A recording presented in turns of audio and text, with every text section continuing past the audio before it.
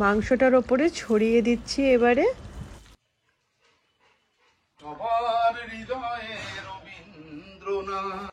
এরকম কষা কষা মাংস হলে আর কিছুই লাগে না। দেখি কাজল দি। গুড মর্নিং, সুপ্রভাত। সবাই কেমন আছো? আশা করছি সবাই খুব ভালো আছো, আমরাও ভালো আছি। আজ হচ্ছে সানডে আর এখন ঘড়ির কাঁটায় বেজে গেছে কিন্তু 9:30। আজকে ঘুম থেকে উঠতে বেশ লেট হয়ে গেছে। অ্যাকচুয়ালি কালকে রাত্রিবেলা সুমিতের স্কুলে একটা রিইউনিয়নের ফাংশন ছিল, সেখানে সমস্ত আর্টিস্টরা এসেছিল, গান বাজনা সমস্ত হয়েছে। সব দেখে বাড়ি ফিরতে ফিরতে বেশ লেট হয়ে গেছিলো। এবার বাড়িতে যেহেতু লেটে ফিরেছি, ঘুমোতেও লেট হয়েছে, তাই সকালবেলা ঘুম থেকে উঠতে খুব লেট হয়েছে। তাই ঝটপট করে আগে বাসি বিছানাটা গুছিয়ে নিচ্ছি। তো বিছানা সমস্ত পরিষ্কার করে চান পুজো কমপ্লিট করে এখন মুখার্জি বাবুর জন্য অপেক্ষা করছি। মুখার্জি বাবু গেছে বাজারে। এই তো 9:30। আমি সেই 7টার সময় ঘুম থেকে উঠে চাটা খেয়ে বাজারে গেছিলাম। জানি তো, সব করে দিয়েছি। মাটন আছে, চিংড়ি মাছ আছে, পমফ্রেট আছে, ট্যাংরা আছে, পোনা মাছ আছে। আমার জন্য নয়, বলো মেয়ে এসেছে, মেয়ের জন্য। আমার জন্য তো এত বাজার করো না। ঠিক, মেয়ে এসেছে, মেয়ে খাবো বলেছিল যে পমফ্রেট খাবো বাবা। হ্যাঁ, ও তো ইলিশ মাছ চিংড়ি মাছ কিছু খায় না। নিয়ে এসেছি। তো আজকে তো সানডে, আজকে তো মাটন হবে। খাও তোমরা। হ্যাঁ, আমার অনুষ্ঠান আছে, ভালো করে জানো। হ্যাঁ, আজকে তোমার রিইউনিয়ন, ওল্ড বয় অ্যাসোসিয়েশন। এত তাড়াতাড়ি কথা বলে না এ। ওল্ড বয়েজ অ্যাসোসিয়েশনে আজকে খাওয়া দাওয়া। হ্যাঁ, কালকে তোমরাও তো গেছিলে। হ্যাঁ, ফাংশনে। ফাংশন দেখতে। তো মাটনটা ওই কালাভুনা করবে। কালাভুনা করবো? আচ্ছা ঠিক আছে। হ্যাঁ, আর দুপুরেও মেয়ে ভালোবাসে ওরকম। ঠিক আছে, ঠিক আছে, কালাভুনা আর পোলাও করছি তাহলে। ঠিক আছে। তো শুনে নিলে তোমরা, তার মুখার্জি বাবুর ডিমান্ড হচ্ছে যেহেতু মেয়ে এসেছে সেজন্য মাটন কালাভুনা করতে হবে। আর আমার হাতে মাটন কালাভুনাটা আমাদের বাড়ির প্রত্যেকে ভালোবাসে, মুখার্জি বাবু খুব ভালোবাসে, আর স্পেশালি আমার মেয়ে খুব ভালোবাসে। তো আজকে বানাবো হচ্ছে মাটন কালাভুনা, আর আমি বানাবো মানে তোমাদের সাথে শেয়ার করব না সেটা তো হয় না। তো চলো আমার প্রসেসে আমি কিভাবে বানাই মাটন কালাভুনা তোমাদের দেখাই। তো মাটন কালাভুনা বানানোর জন্য আমি এখানে নিয়ে নিয়েছি 1 কেজি মাটন। আর এই কালাভুনার মাটন কিন্তু মাটনটা একটুখানি চর্বি জাতীয় মাটন হলে বেশি ভালো খেতে হয়। যাই হোক, আমি মাটনটা ভালো করে ধুয়ে পরিষ্কার করে নিয়েছি। এবারে আমি এটাকে ম্যারিনেট করে নেব। তার জন্য আমি প্রথমে কড়া বসিয়ে দিয়ে দিলাম এর মধ্যে বেশ খানিকটা সর্ষের তেল। তেল গরম হতেই এর মধ্যে আমি দিয়ে দেবো পেঁয়াজের কুচি, বারিস্তা মানে পেঁয়াজ বারিস্তা বানানোর জন্য।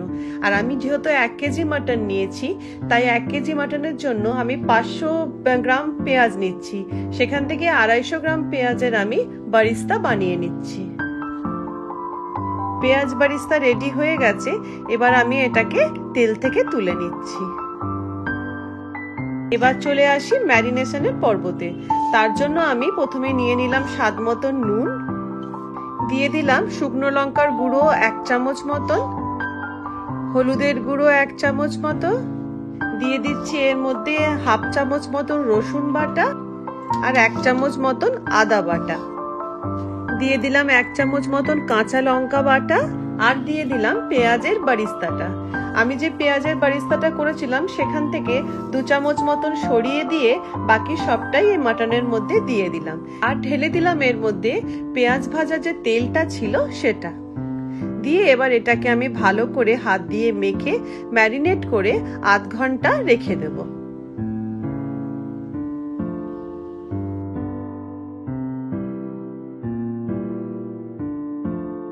আধ ঘন্টা বাদে আমি একটা প্রেসার কুকারে ওই ম্যারিনেটেড মাটনটাকে ঢেলে দিয়ে 10 মিনিট মতন কষিয়ে নেব।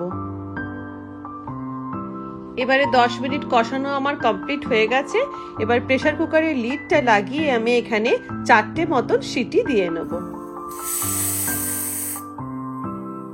এবার কালাভুনা বানানোর জন্য আমি ফ্রাই প্যানে নিয়ে নিলাম অল্প একটুখানি জিরে, নিয়ে নিলাম 4টে শুকনো লঙ্কা, নিয়ে নিলাম 4টে এলাচ, 1টি দারচিনির টুকরো, ছোট্ট একটা টুকরো জায়ফল, নিয়ে নিলাম 4টে লবঙ্গ, একটা ছোট জয়িত্রীর টুকরো। এবার নিয়ে নিলাম অল্প একটুখানি কাবাব চিনি। কালাভুনাতে কিন্তু এই কাবাব চিনিটা ম্যান্ডেটারি। নিয়ে নিলাম অল্প একটুখানি মৌরি, আর নিয়ে নিলাম অল্প একটুখানি গোটা ধনে, আর নিয়ে নিলাম একটা বড় এলাচ আর একটা স্টার অ্যানিস।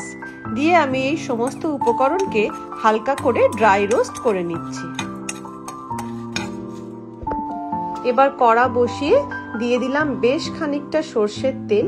এই কালা ভুনার কিন্তু একটু তেলের পরিমাণ বেশি থাকবে, যদিও আমি এটা যেহেতু বাড়িতে বানাচ্ছি তাই তেলটা আমি খুব বেশি নিলাম না। তেলটা গরম হতেই আমি দিয়ে দিলাম এর মধ্যে 2টো তেজপাতা। ফোড়নটা রেডি হতেই বাকি যে আমি 250 গ্রাম পেঁয়াজ কুচিয়ে রেখেছিলাম সেটা তেলের মধ্যে দিয়ে দিলাম। দিয়ে আমি এই পেঁয়াজটাকে মোটামুটি গোল্ডেন ব্রাউন করে ভেজে নেব।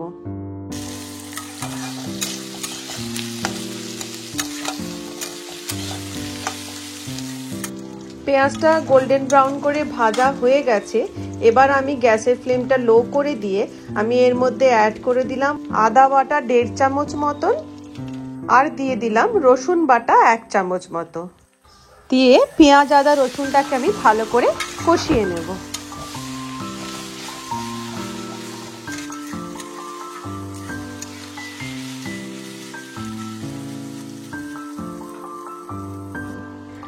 আদা রসুন পেঁয়াজ কষানো হয়ে যেতে এবার দিয়ে দিলাম এর মধ্যে একটা গোটা টমেটো কুচি, দিয়ে আবার ভালো করে কষিয়ে নিচ্ছি।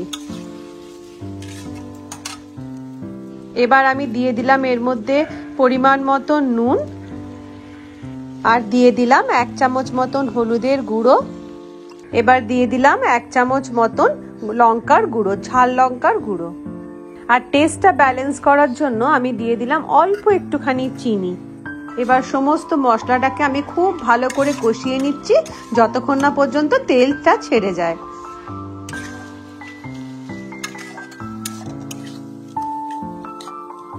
মশলাটা অল্প কষানো হয়ে যাবার পরে এবার আমি প্রেসার কুকার থেকে মাটনগুলোকে তুলে নিয়ে আমি এই মশলার মধ্যে দিয়ে দিচ্ছি।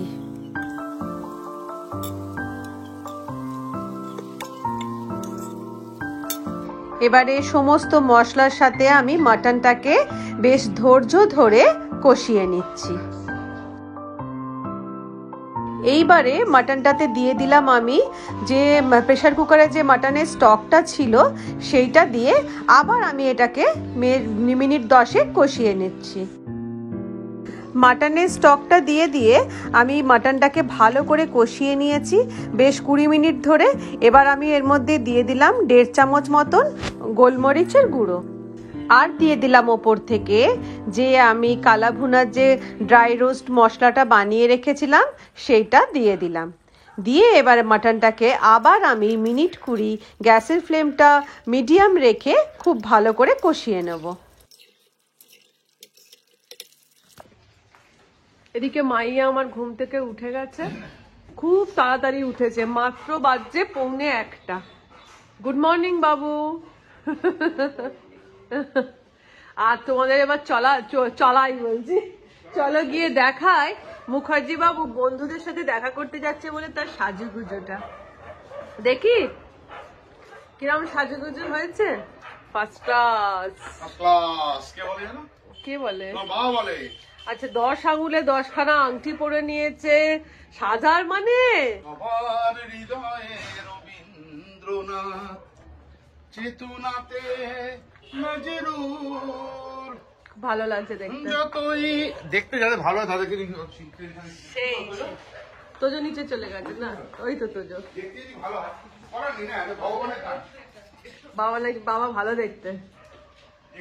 আমি কি করবো, আমার হাতে আছে। হ্যাঁ একটু ঢোলা লাগছে পাঞ্জাবিটা,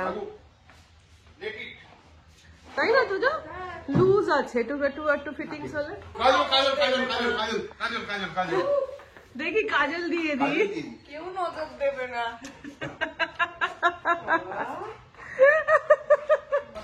আচ্ছা এদিকে দেখো মাটনের কালারটা কি এসেছে, একদম আস্তে আস্তে কষতে কষতে মাটনটা পুরো কালা ভুনা, মানে সত্যিকারেরই কালো হয়ে যাচ্ছে।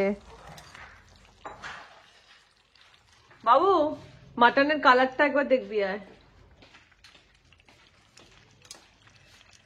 তোর পছন্দের যেটা কালার, কষা একদম। আর তার সাথে তোমার জন্য একটুখানি পোলাও করে দেবো। পোলাও মাংস খাবে। ওই তো খাস রবিবার মানে কি হয় হস্টেলে? বিরিয়ানি। বিরিয়ানি বলে না, এটা চিকেন পোলাও। হ্যাঁ ওই আর কি চিকেন পোলাও। সেই মাটনটা দিয়ে এবারে ওপর থেকে বেশ তেলটা ভেসে উঠেছে। এবার আমি যে পেঁয়াজ বেরেস্তা অল্প করে আমি সরিয়ে রেখেছিলাম সেটা মাটনের ওপরে ছড়িয়ে দিলাম।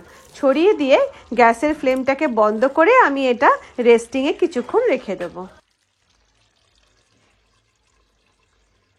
তো রেডি হয়ে গেল আমাদের মাটন কালা ভুনা। তো বেজে গেছে এখন দুপুর 2টো। এই যে মাইয়ার খাবার রেডি। মাইয়ার জন্য একটুখানি পোলাও বানিয়ে দিয়েছিলাম আর তার সাথে মাটন কালা ভুনা। বাবু খাও। চামচ? তুমি তো আবার ইংরেজ বাচ্চা। এদিকে আমাদের মাটন কালা ভুনা দাঁড়িয়ে রয়েছে। কালা ভুনা, ও কালা ভুনা, দিদি খাচ্ছে এখন কালা ভুনা। খাও, খেয়ে দেখো কেমন হয়েছে। খুব ভালো হয়েছে, খুব ভালো হয়েছে। খাও, মাটনটা এক পিস আগে খেয়ে দেখো তো।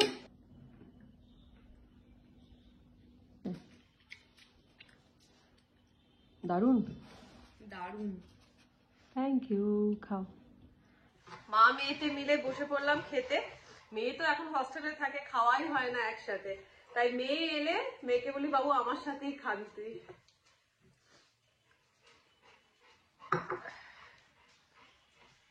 আর আজকে করেওছি, লাউ চিংড়ি করেছি, মাটন করেছি, কিন্তু মাটন হলে আর কিছুই লাগে না।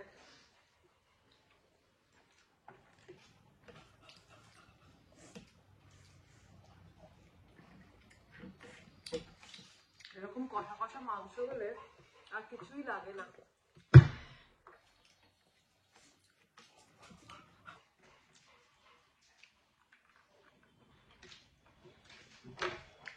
মাংসটাও প্রপার সেদ্ধ হয়েছে। পান্তুয়া কোন অ্যাঙ্গেল দিয়ে পান্তুয়া দেখবে আমাদের খাওয়াটা বুঝে উঠতে পারছে না, একবার এদিকে আসছে একবার ওদিকে যাচ্ছে। তো যাই হোক, আমরা মা মেয়ে গল্প করতে করতে খাই।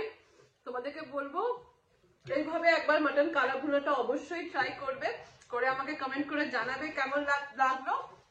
তো আবার দেখা হচ্ছে নেক্সট একটা ব্লগে আরো সুন্দর সুন্দর কিছু রেসিপি নিয়ে। তাহলে আজকের মতন টাটা, ভালো থেকো, সুস্থ থেকো, অনেকটা আনন্দে থেকো, টাটা।